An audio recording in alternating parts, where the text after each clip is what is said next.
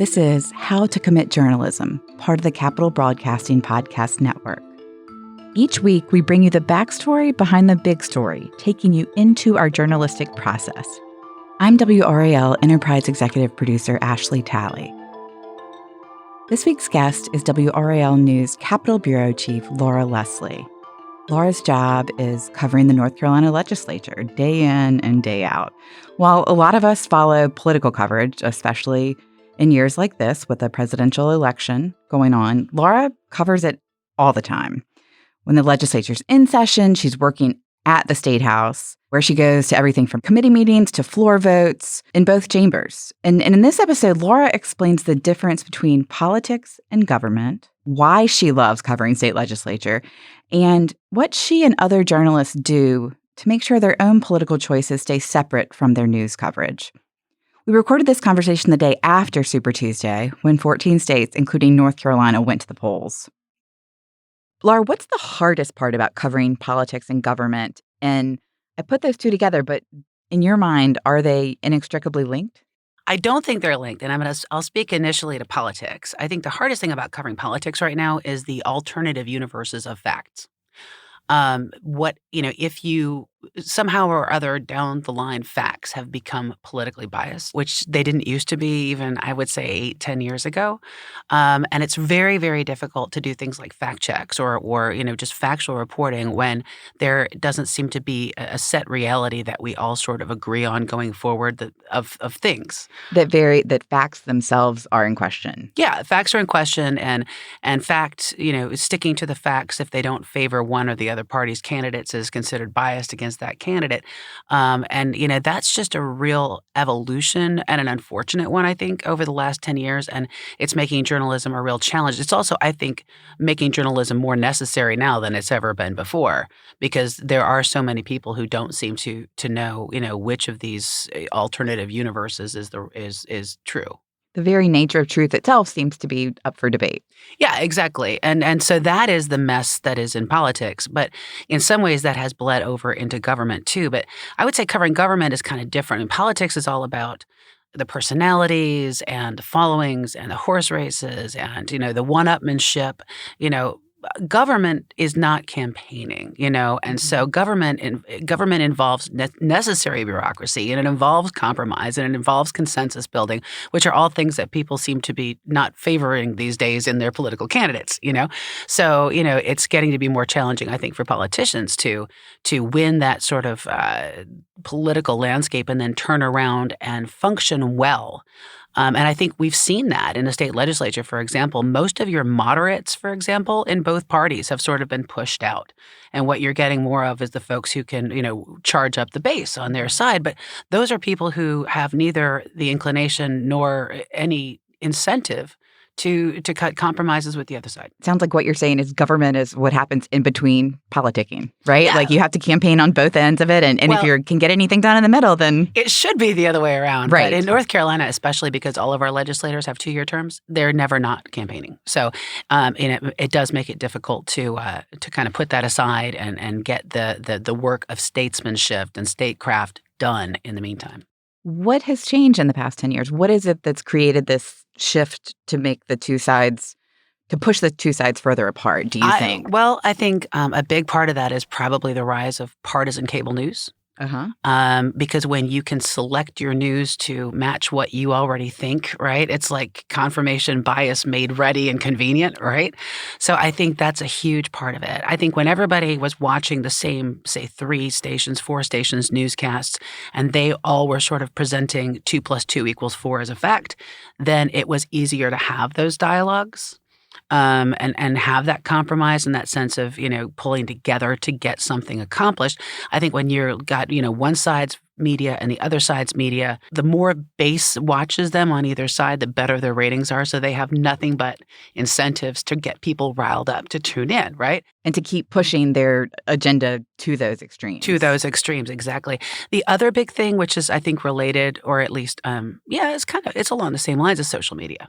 When you sort of can select out, and it's not only you selecting out your friends. So say you're going to be friends with people who are much like you, maybe probably a lot similar in terms of demographics, education, income, location.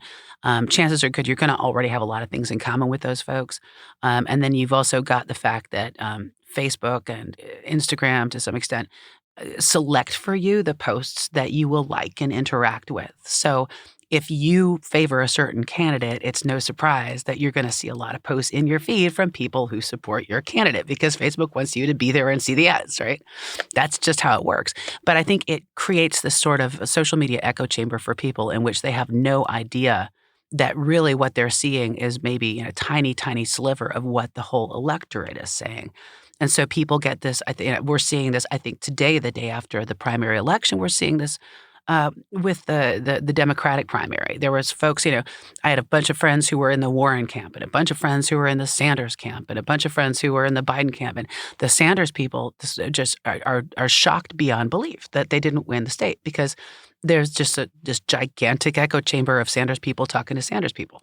Yeah. Yeah. And that creates also, I think, a distrust in the media, this idea that, well, the real media, see, if we had the real story here, and there's all these conspiracy theories about the news trying to quash this group or quash that group.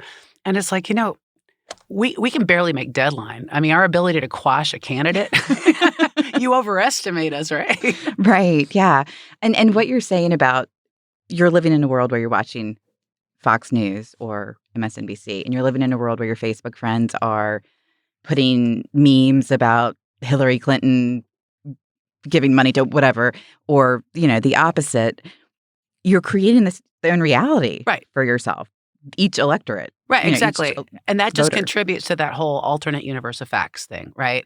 And so, and each side just kind of keeps going further down the rabbit hole. And so the folks in the middle, not surprisingly, are often not voting, right? Those are the folks that don't vote because they're like, none of this is speaking to me. Yeah. So let's kind of turn that on its head because I do think that local news is different.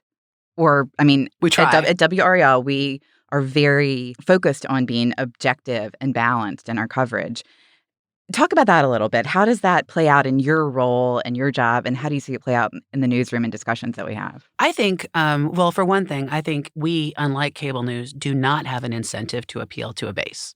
We have an incentive to appeal to the broadest possible electorate, right? You want to talk to everybody. And so that right there is a strong economic incentive to be fair. And that is something. And beyond that, of course, there's the ethics question, and I think the ethics in this newsroom are beyond reproach in terms of trying to make sure that equal sides get equal time to talk or to express their message. And I think a lot of people make that distinction between, some people don't. To some people, we're all like the mainstream media.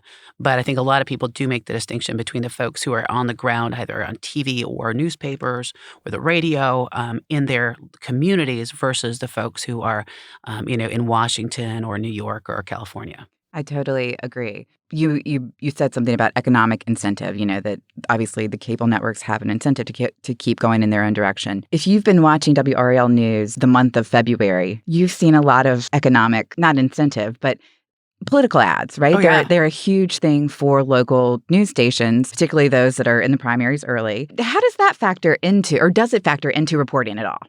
The only extent to which it factors into reporting is that it sets off an alarm bell for me that we need to fact check something. So, honestly, I hate them as much as anybody else does.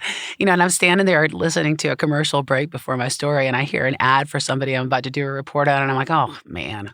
But you know what? It pays the bills, and it's free speech. And I think everybody who likes good government wishes there weren't so much money in it. But unfortunately, this is the hand we're dealt right now. And so, I think it makes absolutely no difference to me. Yeah, I agree. And I would say that the conversation at the newsroom, that's a sales department thing, right? Like news is not involved in that at all. And I think that's an important distinction for people who might be watching and think, oh, everything's WRAL, but there is a difference. When we come back, Laura will talk about covering the legislature day to day and how the work of government happens in between and perhaps despite the political cycles.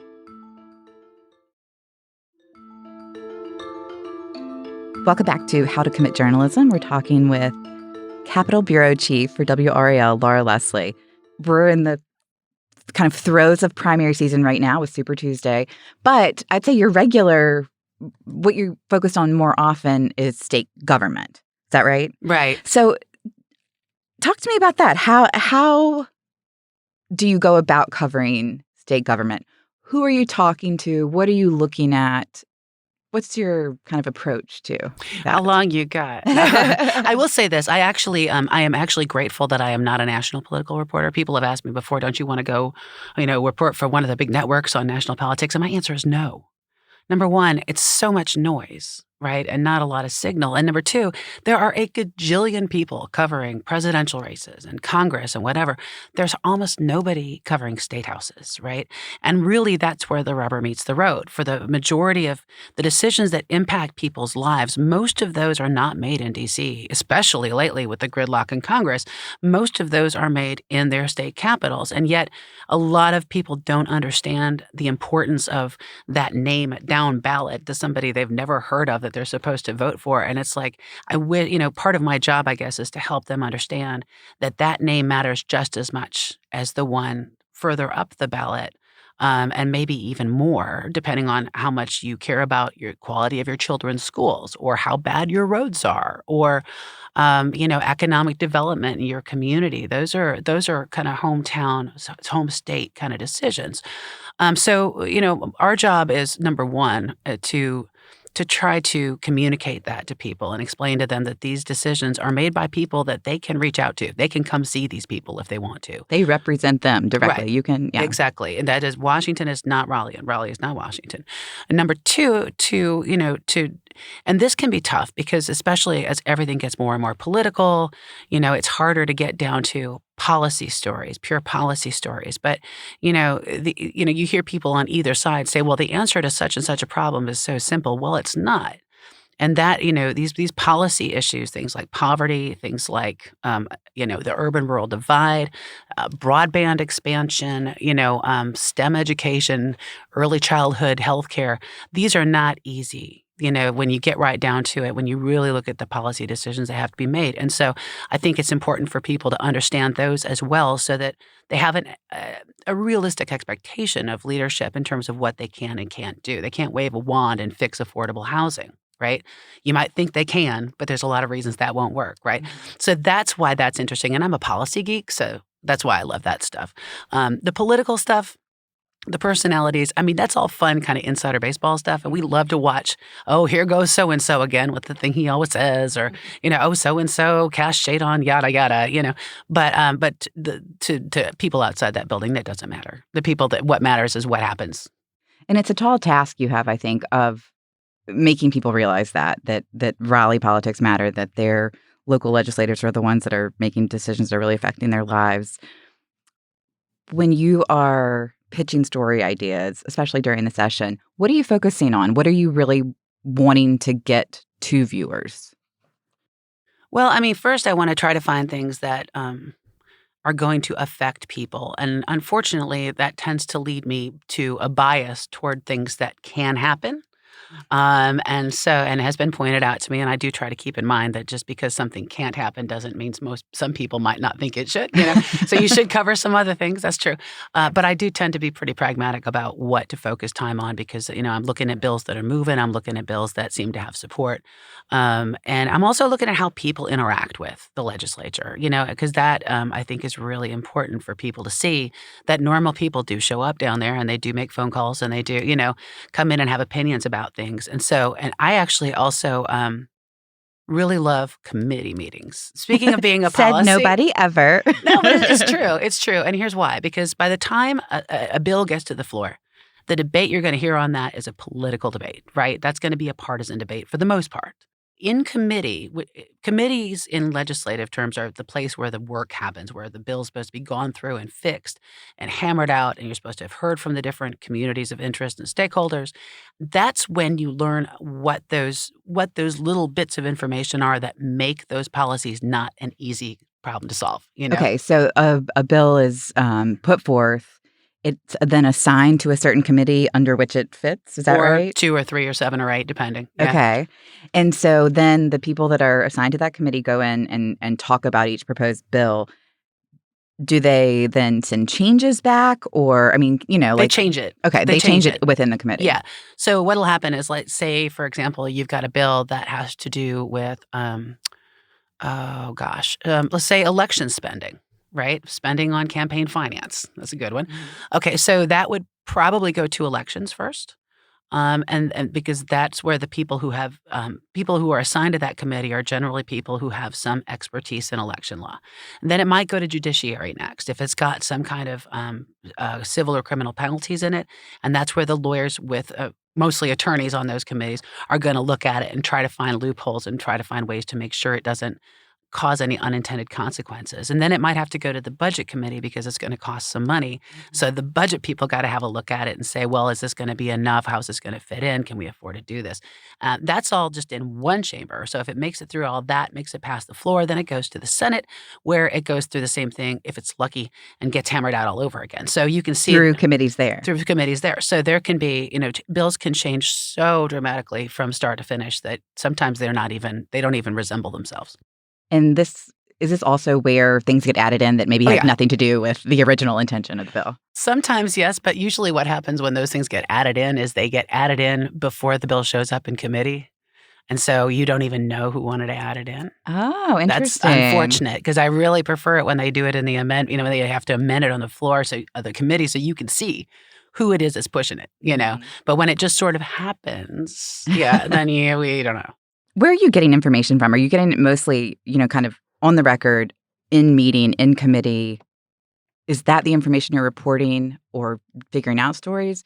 Are you talking with staffers of the legislators? What's the, I don't know, sort of communication?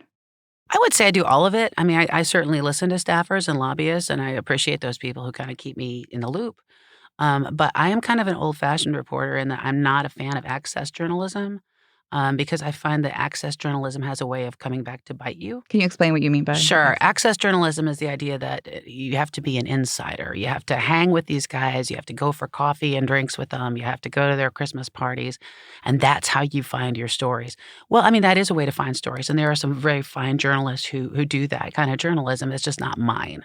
I kind of think of myself as I don't want to be beholden. And I don't want, you know what I mean? I don't need to get that close to these folks to see what they're doing and understand their motives. That's kind of where I'm at with it. And again, I'm not dissing journalists who take that approach. It's just not an approach that I'm comfortable with. Coming up next, Laura talks about the ethical decisions that she's had to make over the years.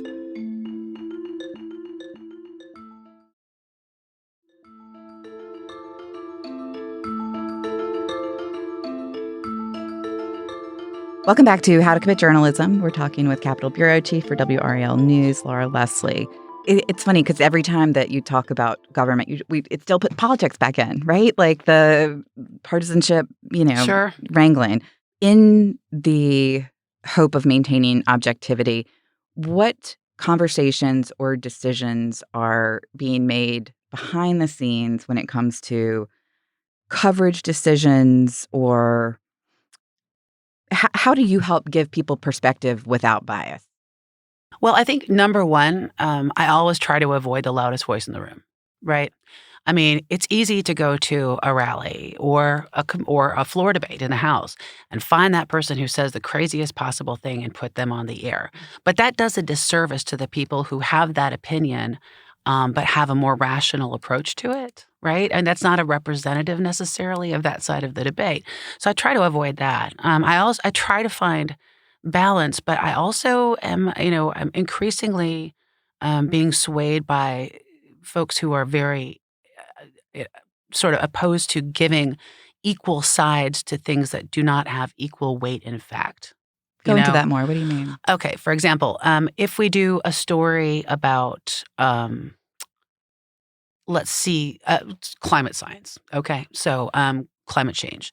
So for years and years and years, if we had people talking about climate change, we felt we had to go and get somebody who was a climate change denier to present that side of the story. Almost qualifying Right. climate change. But the thing is, if 99% of climate scientists say that climate change is real, then why would we give equal weight to 1% that's backed probably by they call them astroturf industry grassroots groups?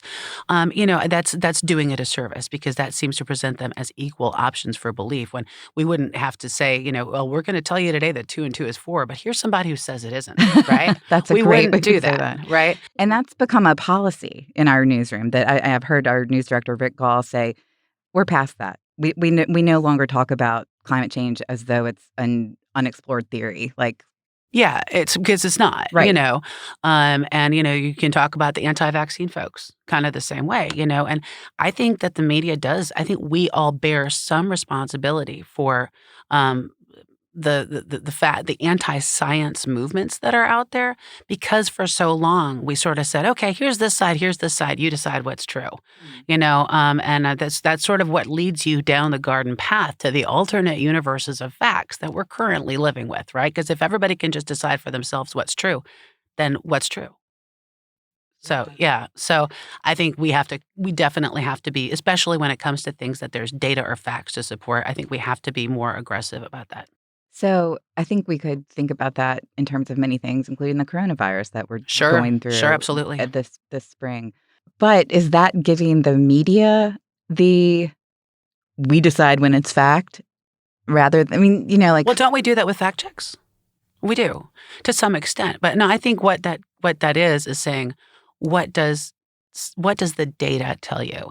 And that requires the media to be savvy consumers of data because there are so many studies that are out there that are bad science or underwritten by somebody who would like to get some attention on their side of a debate. So you have to know experts. I think you have to read a lot. You have to be in contact with folks in the academic world who are following these things. And also it's helpful to be in touch with people who are subject matter experts in journalism. For example, I think of Rose Hoban over at NC Health News. Like if I have a question about a medical study, I'm going to call Rose because Rose will know, Yeah. So I don't think we have to be the arbiters of fact, but I think we have better resources than a lot of everyday people do. And we get paid to do as well to dig into that stuff to make those phone calls and try to figure out whether something that claims to be fact actually is. It's a heavy burden. Yeah, it's a lot. It's a lot. And we don't always do it. We don't always do it right. But I think the more we try, the better off we are. I totally agree. I want to talk about being a person and being a journalist. I think that journalists are very careful about not injecting any personal bias into any reporting. How do you do that? Well, for starters, it helps that I am like an extraordinarily indecisive person. I guess that's an unfair way to put it, but I really do see both sides of things. I mean, sort of naturally. And so I'm not inclined to jump to one side or the other to begin with. And I mean, I'm sort of a naturally inclined centrist moderate person. So it makes it easier, I think, for me. It's a little harder when you're covering things like, for example, the marriage amendment. I mean, I am an openly gay person. And, when you're having to cover stories, and quote people, give people airtime who are saying that you are deviant and you are, ruining, right. That's difficult. But you know what? I think to myself, well, African-American reporters managed to cover the civil rights movement and segregation and Jim Crow. So surely I can handle a little sticks and stones, I mean, that must be incredibly difficult. It's tough. But you know what? I mean, everybody hears something that they don't like. And maybe part of the problem these days is that not enough of us hear things that we don't like. Right. Exactly. But I mean, aside from that, I really, there's so many accusations of partisan bias. Everybody's a leftist or everybody's on Fox News. And that's just not true. I mean, I know conservatives in this newsroom and liberals in this newsroom, and they work together on the same stories and turn out something that comes out in the middle because they're all committed to the idea that, yes, you're welcome to your opinion. You just don't have to talk about it, Yeah. You can talk about it at home. For example, social media. We encourage reporters and anchors not to post politically divisive or opinion things, right? Because they are objective journalists. Right. I've even seen the question come up just within the past few weeks or months, should journalists vote? if their political parties are public, does it matter? Okay. Number one, I am an unaffiliated, and I think every political journalist should be unaffiliated because I think it does matter in terms of credibility. If a Republican already doesn't like something that you wrote and they look you up and see that you're a registered Democrat, then that gives them one more reason to disregard what you're saying. Fodder, yeah. However, I do not think you give up your right to citizenship by being a journalist. You may give up your right to free speech to some extent, but you don't give up your right to vote. And the vote is private, and you go and do your thing. You can't put a campaign sign in your yard, and you can't talk about that kind of stuff in public. But what about giving money? No. Yeah, that would not be good. I could completely support the sort of the prohibition on that, or working on campaigns or anything like that. Even bumper stickers, just don't. Mm-hmm. Just don't do it, because it just gives people another reason to not believe you. Absolutely. I love the way you put it, that you might give up a little bit of free speech, but it's your citizenship that you take. Laura Leslie, thank you so much. This is really insightful. I feel like we could go on and talk for 8 days about this. Like I said, watch out what you ask for. Exactly. To find Laura Leslie's coverage of the North Carolina legislature on WRAL.com, click the link in the show notes. How to Commit Journalism is a production of WRAL News and part of the Capital Broadcasting Podcast Network. Subscribe wherever you listen to podcasts so you don't miss an episode. Thanks for listening.